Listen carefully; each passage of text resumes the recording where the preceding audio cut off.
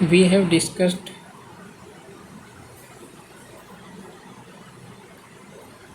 from employment, social security, and skill development to banking and payment systems. And today it is a third lecture of economic development, means 365. So please watch previous videos, and today I will discuss from external sector. So let's start.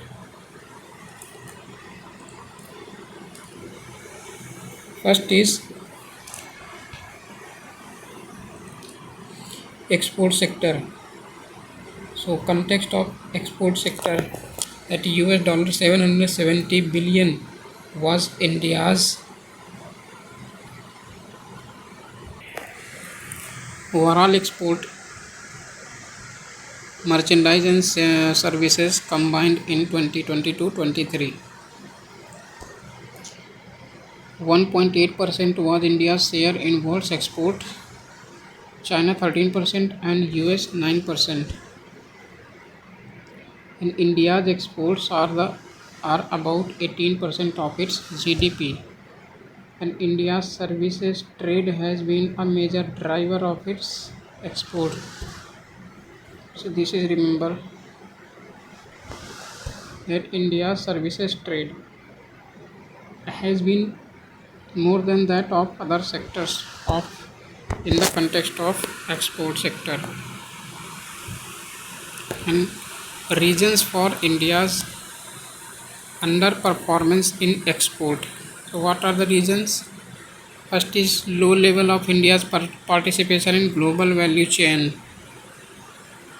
Limited diversification of India's export basket, with top 10 principal exports accounting for 78% of total merchandise exports. Low competitiveness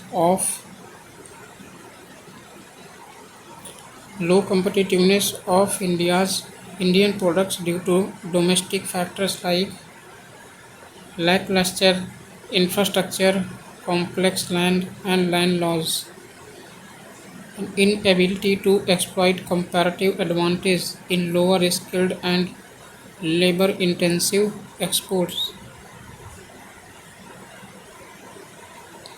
Three fundamental challenges with regard to export promotion. First is intra and inter-regional disparities in export infrastructure. Second is poor trade support and growth orientation. And third is poor research and development infrastructure, which hinders complex and unique exports. So these are some constraints about the export sector which are underperformance in Indian economy or Indian export sectors. And next is factors responsible for growth of capital market in India.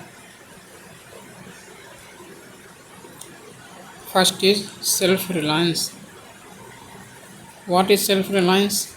Exports can help India to achieve the target of making India a developed economy by focusing on Atmanirbhar Bharat. So self-reliance means Atmanirbhar Bharat. And next is economic growth. Higher exports draw more foreign remittances, create more jobs and lower the current account deficit, create demand and infrastructure. Next is the becoming a part of global value chains. Exports give domestic sellers increased access to the market, presenting a golden opportunity to capture a good chunk of global market share.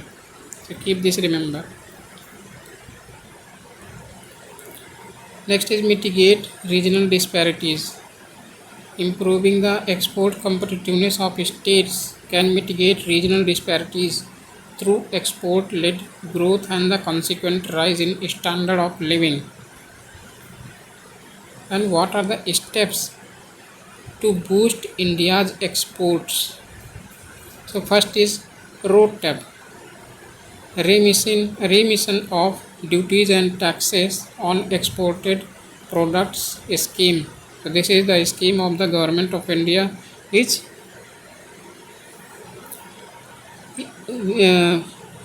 this scheme was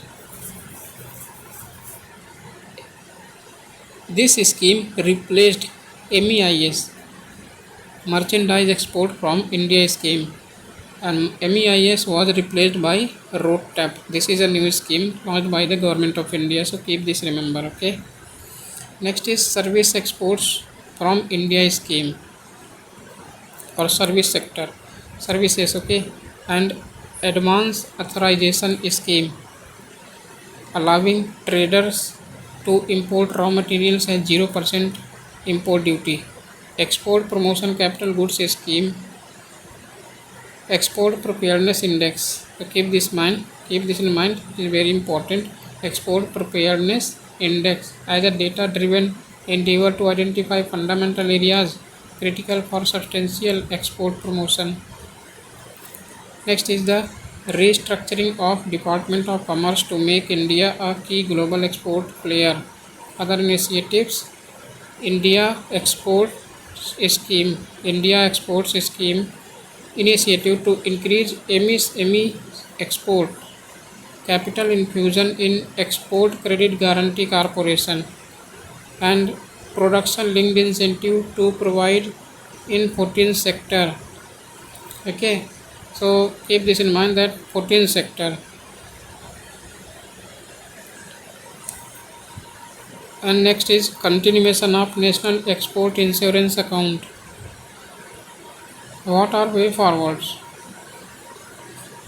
to tackle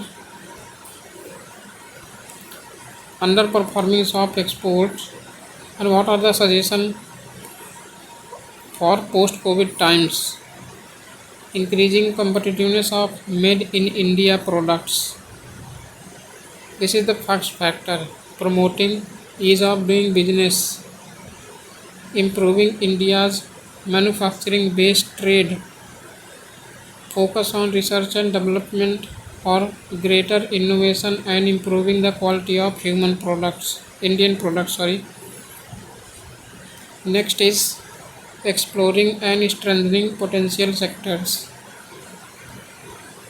Diversification of India's export basket, promote local manufacturing in high potential sectors under PLI schemes. Next is complete free trade agreements with the European Union and Britain soon, as done with UAE and Australia. Learning from neighbors like Bangladesh has become the second largest apparel exporter after China. Vietnam's exports have grown by 240% in the past 8 years. So keep this in mind. Next is the Foreign Trade Policy 2023. What is the context? Pre-Trade Policy 2015 to 20, it was extended due to the COVID-19 pandemic and volatile geopolitical scenario till March 2023. India has reached record high export performance, and India's merchandise and services exports are expected to cross record $760 billion in financial year 2022-23. Next is the need for the policy. A clearly demarcated free trade policy is required for promoting exports through collaboration, ease of doing business, identifying potential areas of trade relations, and beneficial integration into the global economy. The policy lays out clear roles for different stakeholders and lays out a vision for India's foreign trade. So keep this in mind. Next is the what are 4 pillars of new free trade policy approach. First pillar is from incentives to tax remission. Second is greater trade facilitation through technology, automation, and continuous process re-engineering. Next is export promotion through collaboration, exporters, states, districts. Next is focus on emerging areas, e-commerce exports, developing districts as export hubs, streamlining SCOMET policy. Keep this in mind, SCOMET policy. Next is trade facilitation and ease of doing business. This is in news. Trade facilitation and ease of doing business. What is the context? Trade facilitation is the simplification, modernization and harmonization of export and import processes. So this is the trade facilitation's definition. That's simplification, modernization and harmonization of export and import processes. Ease of doing business acts as a yardstick to measure this simplification and harmonization. 4 pillars of free trade facilitation.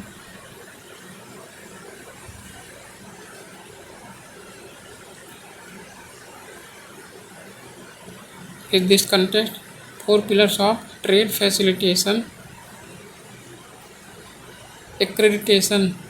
Okay, so first pillar is technology, second is infrastructure augmentation, third is simplification of procedures and risk-based assessments, and last and fourth is transparency. So keep this in mind.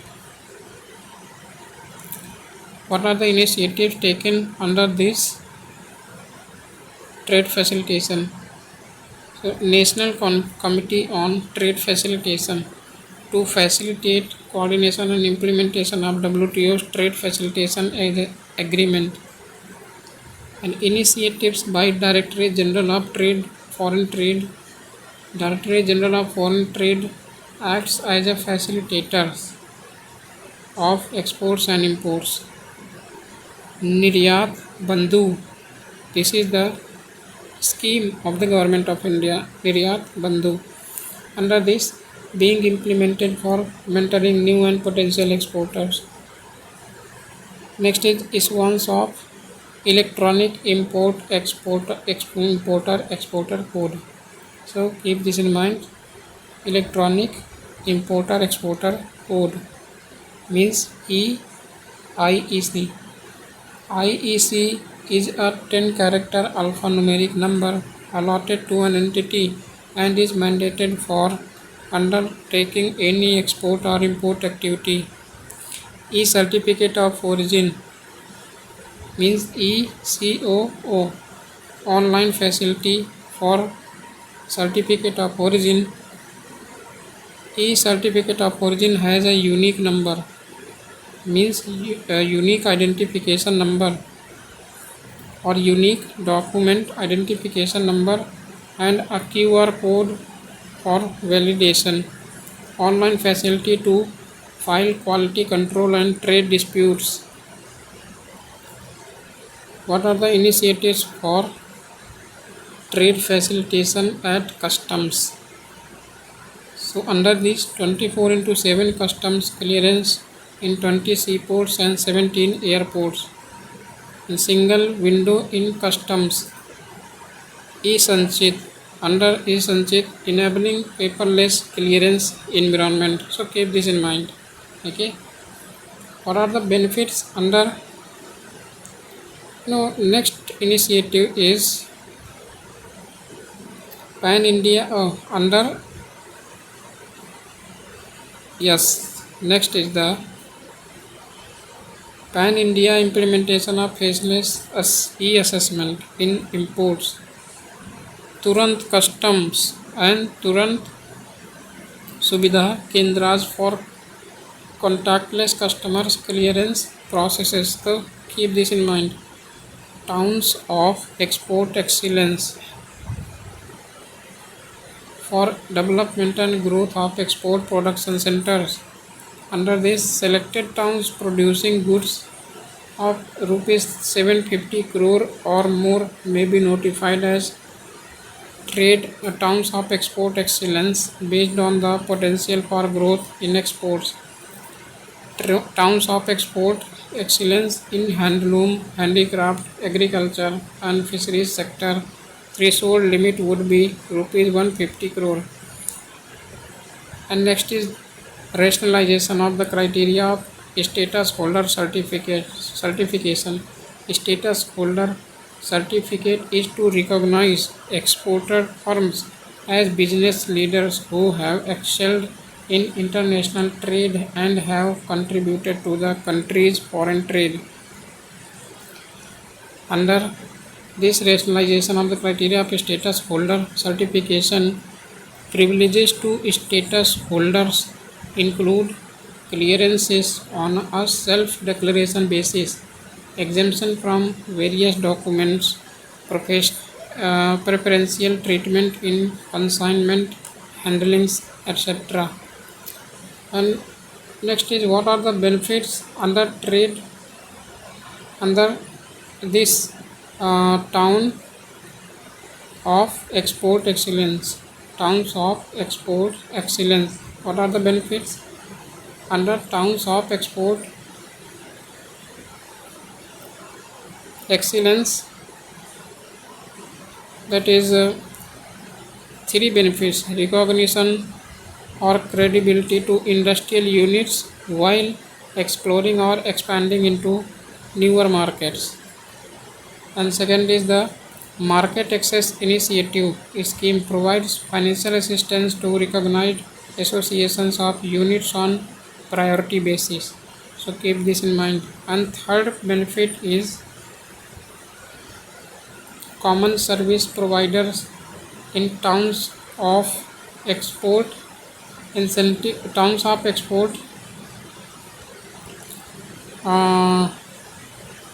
export excellence. Towns of export excellence are entitled for authorization under EPCG scheme, which can help in increasing the competitiveness of the cluster and provide enabling environment. So keep this in mind.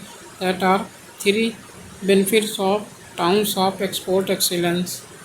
And next news is export promotion initiatives by Free Trade Policy 2023. About export promotion. What is export promotion? Export promotion refers to initiatives which enhance the potential of export activities at the company, industry, state or national level. The following initiatives have been taken to fulfill this objective. Districts as export hubs initiative. Under district as export hubs initiative, first is institutional mechanism. State Export Promotion Committee and District Export Promotion Committee at the state and district level to strategize exports. Preparation of district exports action plans by DEPCs and their online monitoring. Export promotion outreach programs in districts to focus on branding, packaging, design and marketing of identified products and services. Districts to focus on the development of logistics, testing facilities, connectivity for exports and other export-oriented ecosystems. Convergence of ongoing schemes to support these initiatives. And next is the Export Promotion of Capital Goods Scheme. Export Promotion of Capital Goods Scheme, EPCG. What is the objective of EPCG? It allows the import of capital goods at zero customs duty for producing quality goods and services and enhance India's manufacturing competitiveness. Export obligation. Imports under EPCG are subject to average export obligation. However, some sectors have been exempted from average export obligation or AEO requirement. Next is Export Promotion Unit. So under Export Promotion Unit, eligible unit under units which export their entire production of goods and services may be set up under the export oriented unit scheme. Electronics Hardware Technology Park Scheme software technology park scheme or biotechnology park scheme for the manufacturing of goods. So keep this in mind. And next is deemed exports. Under deemed export, what is the definition of deemed exports? Deemed exports refer to those transactions in which goods supplied do not leave the country and payment for such supplies is received either in Indian rupees or in free foreign exchange. What is the objective of deemed exports? To provide a level playing field to domestic manufacturers and to promote Make in India program. So keep this in mind. Okay. And what are the process of deemed export? Manufacturer from, like in the state of Kerala, manufacturers are there and to send their goods or exported goods to the export oriented unit, that is industries of in Maharashtra. Okay, so this is the deemed export, means the exported products from Kerala to Maharashtra. So this is the process. Simply, other initiatives by Free Trade Policy 2023, quality complaints and trade disputes. Quality complaints and trade disputes. Under quality complaints and trade disputes, Committee on Quality Complaints and Trade Disputes will be constituted in regional authorities of Director General of Free Trade for inquiring and investigating all quality related complaints and other trade related complaints. Next is promoting cross border trade in digital economy. So under this, promotion of e-commerce exports, Niryat Bandhu scheme shall have a component for the promotion of e-commerce and other emerging channels of exports. E-commerce export hubs, to establish designated areas as e-commerce export hubs, which would act as a center for favorable business infrastructure and facilities for cross-border e-commerce activities. E-commerce export hub will function to achieve agglomeration benefits for e-commerce exporters through provisions for storage, packaging, labeling, certification and testing and other common facilities. So this is the definition of food processing industries. Next is the promotion of e-commerce export through postal routes.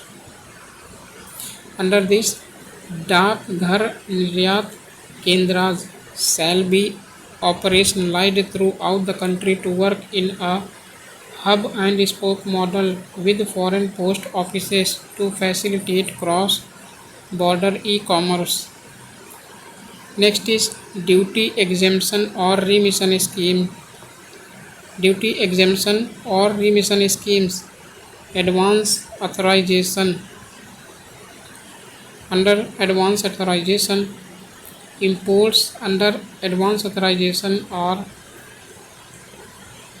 exempted from payment of basic customs duty, additional customs duty, education cess, anti-dumping duty, countervailing duty, safeguard duty, transition product specific safeguard duty wherever applicable. So these are the some duties which are exempted from pay to the advance under advance authorization. So keep this in mind. Duty free import authorization. Under duty free import authorization shall be exempted only from payment of basic custom duty. So only from payment of basic custom duty. And next is the schemes for remission of duties and taxes on exported products, road tax scheme. Under this, Its objective is to refund currently unrefunded duties, taxes, levies at the center, state or local level borne on the exported products.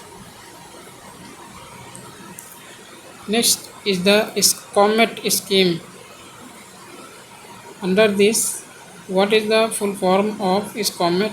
Special chemicals, organisms, materials, equipment and technologies. So this is the SCOMET. Under SCOMET scheme, regulation of dual use items. India has regulated the exports of dual use items, nuclear related items including software and technology with SCOMET, such as SCOMET. It is either prohibited or permitted under an authorization unless specifically exempted. SCOMET list. What is SCOMET list? Under SCOMET list, it is India's national export control list. SCOMET list is India's national export control list, and imported goods covered under the SCOMET list are not permitted for export. So keep this in mind. Okay.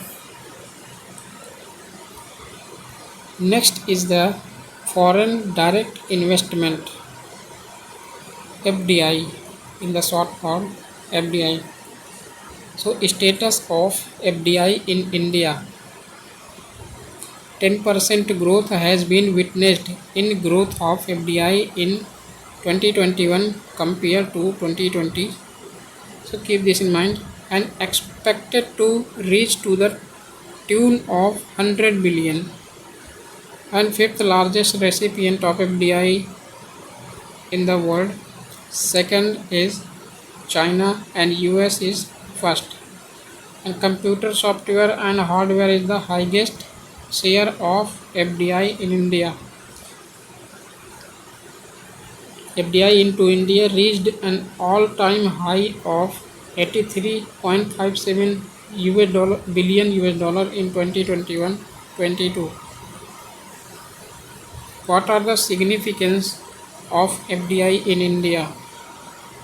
Long-term capital for economic growth. FDI is a stable source of non-debt financial resources. Second is human resource development. With FDI, management techniques also flow, bringing knowledge and skills. Third is technology transfer. FDI is an important source of advanced production technology and equipment for efficient production, increased exports. It helps in global integration of the economy with an external network. This network then manifests itself in increase of exports in long term. So these are the significance of FDI for growth of India or in India. What are the schemes or initiatives launched by the government to reforms in FDI policy? First is liberalization of FDI in sectors like insurance from 49 to 74%, power exchanges for 100%, and next is investment promotion and facilitation through Invest India program. Third is attracting foreign investment through initiatives like Make in India. Next is specific partnerships like India and the UK agreed for an investment boost to strengthen bilateral ties for an enhanced trade partnership. Next is project development cell. So keep this in mind, project development cell in the ministries or departments with a view to attracting investment. Okay. Next is issues in FDI inflow in India. So first is decline in growth rate. The growth in coming FDI growth rate fell sharply to 2% in 2021-22 from 10% in 2020-21, increasing FDI outflows.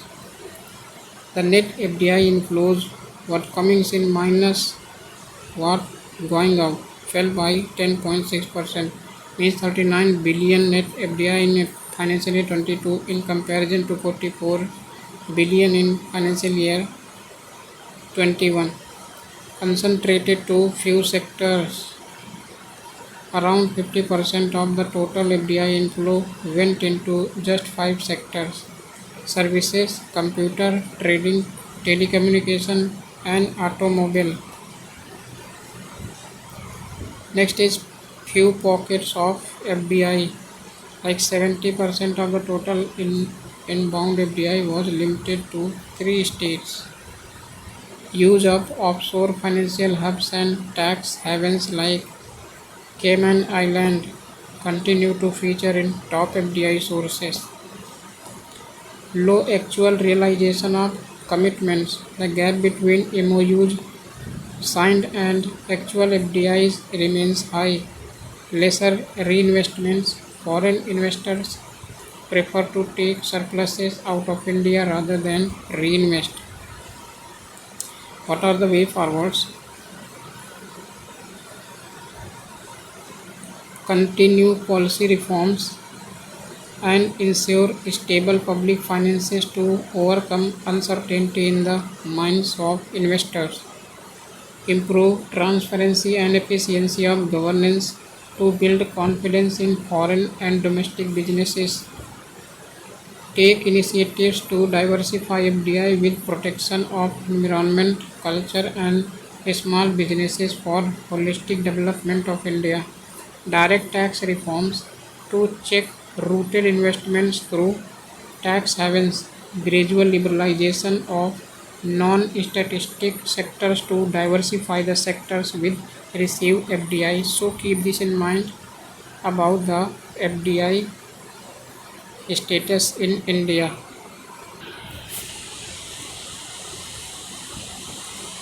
What is the context? RBI's interdepartmental group on internationalization of Indian rupee has released its report with various recommendations about international currency and internationalization of rupee. An international currency is supposed to perform 3 international functions. For example, today the US dollar is the most widely accepted currency for international transactions, followed by euro. In the early 1960s, even rupee was accepted as legal tender in Qatar, UAE, Kuwait, Bahrain, Oman, and Malaysia. So keep this in mind, because that rupee was accepted as legal tender in Qatar, UP, Kuwait, Bahrain, Oman, and Malaysia.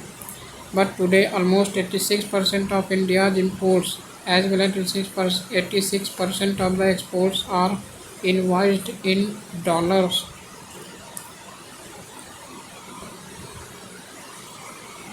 Internationalization of a currency. Rupee here is a process to increase rupee acceptance, credibility across the world through activities as given in image. It can also be referred to adopting full capital account convertibility. There is freedom to convert local financial assets into foreign financial assets and vice versa. Currently, India allows partial capital account convertibility and full current account convertibility. So keep this in mind that India allows partial capital account convertibility but full current account convertibility. Okay. What are the international functions of money? Store of value, medium of exchange, unit of account for government and for private sector. Under store of value, international reserves for government and currency substitution for private sector. Under medium of exchange, vehicle and for governments, vehicle currency for foreign exchange intervention for private sectors, invoicing, trade and financial transactions. Under unit of account for governments is anchor for pegging local currency for private sector, denominating trade and financial transactions. So these are the international functions of regulating money. What are the activities encouraging internationalization of rupees? So what are activities required to internationalize the currency? Increased use for invoicing and settlement of cross-border transactions, and freedom for non-residents to hold financial assets or liabilities in rupee. And last is freedom for non-residents to tradable balances in rupee at offshore locations, means from abroad, not in India. What are the prerequisites for internationalization of currency? Deep and liquid financial foreign exchange markets, which would facilitate the conduct of foreign exchange policies, manage currency risks effectively, and support financial asset transactions denominated in the reserve currency. Currency convertibility and a credible commitment to an open capital account to facilitate financial flows with minimal transactions costs. And wide use in private sector transactions. A currency with a large share in world gross domestic product, trade and finance attracts more users and establishes network externalities. What are the initiatives for internationalization of rupees by the government? Cross-border borrowings in rupee. Introduction of rupee-denominated bonds or masala bonds since 2014, allowing Indian corporate to issue rupee-denominated bonds overseas. And currency swaps. What is currency swap? 23 currency swaps agreed since 2018 with other nations including UAE, SAARC member countries, etc. in a bid to promote internationalization of rupee. Trade settlement in rupee. Biggest development in July 2022, RBI issued a comprehensive framework to allow trade settlement in rupees through a special Vostro account. So keep this in mind. Vostro and Nostro. Vostro means a branch of foreign banks open in India or Indian banks open to the like Russia and trade in the local currency. Yes, okay. So this is the Vostro account. Other measures.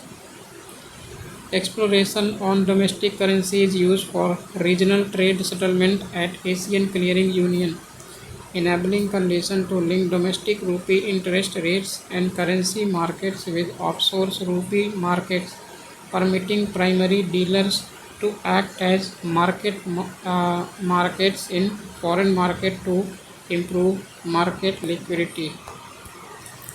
So this is all about currency convertibility, internationalization of rupee. And under macroeconomic and political stability, policy making institutions with credibility and a track record of maintaining price stability are critical ingredients to sustaining confidence in the currency's long-term purchasing power. Initiatives toward internationalization of rupee. In India, the broad framework for cross-border transactions is governed by the Foreign Exchange Management Act FEMA, created in 1999. Further, to strengthen India's role as an international financial center, the government and RBI has taken a number of initiatives towards internationalization of rupee. Next is benefits of internationalization of rupee. Reduced foreign exchange reserves requirement. Next is government financing. Under government financing, currency internationalization may allow a country's government to finance part of its budget deficit by issuing domestic currency debt in international markets rather than issuing foreign currency instruments. Next is reduced vulnerability to external shocks because of reduced dependence on foreign currency and enhances the ability to repay external sovereign debt. Next is mitigates currency risks from depreciation and devaluation of the rupee. Enhance India's global stature and respect, helping Indian business through increased bargaining power. And what are the challenges in internationalization of rupees? May complicate domestic monetary policy by limiting its effectiveness and independence, that is RBI's ability to control domestic money supply and influence interest rates as per domestic macroeconomic conditions. It gives rise to the impossible trilemma of an open economy, meaning no country can simultaneously reach the policy goals of free capital movement, exchange rate stability, and independent monetary policy. So these are three trilemma of the monetary policy. Next is increased refinancing risk by aggravating the pass-through risks of external stimulus to domestic financial markets from non-resident holdings of rupee. For example, during a phase of global recession, the non-residents can convert their rupee holdings and move out. Next is heightened exchange rate volatility. That is value of rupee in case of inflation rate is higher than the global rate or from uncontrolled flow of capital. Next is increased responsibility to maintain international financial and monetary system order, that is increased burden to play the role of lender of last resort, means borrow from RBI is the lender of last resort. It gives rise to Triffin dilemma. What is this? Obligation of a country to supply its currency to meet the global demand comes in conflict with its domestic monetary policy. So this is the Triffin dilemma. It may accentuate an external shock given the open channel of the flow of funds into and out of the country and from one country to another. So these are the major challenges to internationalization of rupee. What are the way forwards?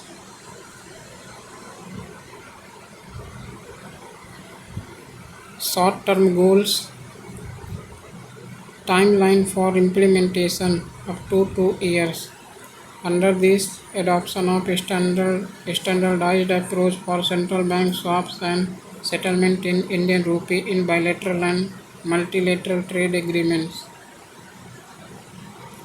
Facilitate local currency settlement framework and operationalizing swaps in local currencies, and encouraging opening of Indian rupee accounts by non-residents, integrating Indian payment systems with other countries, strengthening financial markets through efforts such as integration of onshore and offshore forex markets, launch of BIS, investment pools in Indian rupee, inclusion of Indian government bonds in global bond indices, etc.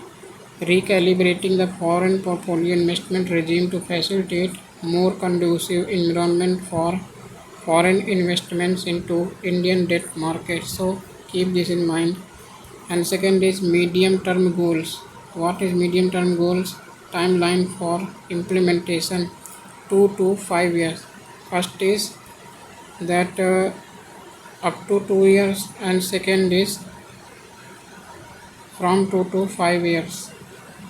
Under this period, masala bonds framework deliberations such as waiver of withholding tax, resolving taxation issues in financial markets, incentivizing non-residents to participate in onshore markets, international use of RTGS, and inclusion of Indian rupee in continuous linked settlement system through UPI payment system, allowing banking services in Indian rupees outside India. And next and last long-term goals. Its timeline is 5 years and above. Under this, efforts for inclusion of Indian rupee in IMF's SDR basket to make it a weaker currency. Okay.